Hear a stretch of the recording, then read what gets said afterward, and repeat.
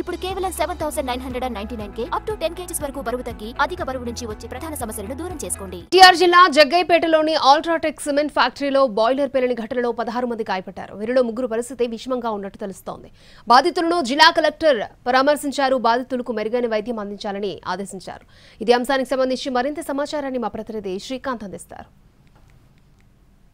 జగ్గైపేటలో ఉన్నటువంటి UltraTech cement కంపెనీలో జరిగిన ఏదైతే ఈ బాయిలర్ పేలుడుకు సంబంధించి 16 మంది తీవ్రంగా గాయపడ్డారు. ప్రస్తుతం మనం ఘటన జరిగినటువంటి ప్లాంట్ దగ్గర ఉన్నాం. మనం ఒకసారి విజువల్స్లో చూడొచ్చు. ఏదైతే ప్లాంట్ మనం చూస్తున్నామో దానికి సంబంధించిన అంతస్తుల్లోనే ఈ ప్రమాదం కూడా బాయిలర్ పేలడం కూడా జరిగింది. ఈ నేపథ్యంలో ఆ సమయంలో షిఫ్ట్లో వర్క్ చేస్తున్నటువంటి 16 మంది తీవ్రంగా గాయపడ్డారు. ఆ 16 మందికి సంబంధించిన వాళ్ళల్లో 3 పరిస్థితి విషమంగా ఉన్నట్టుగా అయితే ఇప్పటికీ వైద్యులు అయితే చెప్తున్నారు. వీళ్ళందరినీ కూడా విజయవాడ ఆసుపత్రికి అయితే తరలించారు. 16 మందిలో 2 పర్మనెంట్ ఎంప్లాయీలు కూడా ఉన్నారు. వాళ్ళు శ్రీనివాసరావు, అర్జున్ రావుగా కూడా గుర్తించారు. వీళ్ళు మచిలీపట్నానికి చెందిన వాళ్ళుగా పోలీసులు కూడా గుర్తించారు. దీంతో పాటుగా స్థానికంగా గ్రామం ఏదైతే ఉందో బూదివాడి గ్రామం, ఆ గ్రామంలోనే ప్రస్తుతం ఈ ప్లాంట్ కూడా ఉంది. ఈ గ్రామానికి చెందిన వాళ్ళు కూడా ఒక 6 ఉన్నారు. వాళ్ళ పేర్లు స్వామి, బాలాజీ, వెంకటేషు, గోపీనాయక్, సైదులు.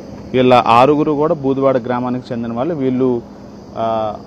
వీళ్ళు కూడా గాయపడ్డారు. వీళ్ళందరినీ కూడా ఆసుపత్రికి కూడా తరలించారు. వీళ్ళతో పాటుగా ఇక అటు బీహార్, యూపీకి సంబంధించిన వాళ్ళు కూడా ప్రస్తుతం ఆసుపత్రిలోనే ఉన్న నేపథ్యంలో ఘటన జరిగిన వెంటనే యాజమాన్యం సరిగా స్పందించలేదని ఆగ్రహానికి గురైనటువంటి స్థానిక గ్రామస్తులందరూ కూడా దాడికి కూడా పాల్పడిన నేపథ్యంలో పెద్ద ఎత్తున పోలీసు బృందాలు అయితే ప్రస్తుతం ఇక్కడికి చేరుకోవడం కూడా జరిగింది. ఆ ప్లాంట్ దగ్గర ఉద్రిక్త వాతావరణం చోటు చేసుకోవడంతో ప్రస్తుతం వాళ్ళని అదుపు చేయడానికి సంబంధించి అటు ఆర్డీఓ, అదేవిధంగా విజయవాడ నుండి ఏసీపీ స్థాయి అధికారులు కూడా ప్లాంట్ దగ్గరకు కూడా వచ్చారు. ఇలా ఎవరైతే గాయపడిన వారు ఉన్నారో వాళ్ళందరికీ సంబంధించి నష్టపరిహారం అందించడంతో పాటుగా వైద్య చికిత్సకు అయ్యే ఖర్చులకు సంబంధించిన మొత్తం కూడా అంతా కూడా తామే చెల్లిస్తామని చెప్పి ఒకవైపున యాజమాన్యం కూడా చెప్తున్నప్పటికీ కూడా గ్రామస్తుల నుంచి పూర్తి స్థాయిలో హామీ కావాలనే దానికి సంబంధించి వాళ్ళు పట్టుబట్టడంతో ప్రస్తుతం ప్లాంట్ దగ్గర బూదివాడ గ్రామస్తులు అయితే ఆందోళనకి దిగిన పరిస్థితి మనకు స్పష్టంగా కనబడుతుంది. వాళ్ళతో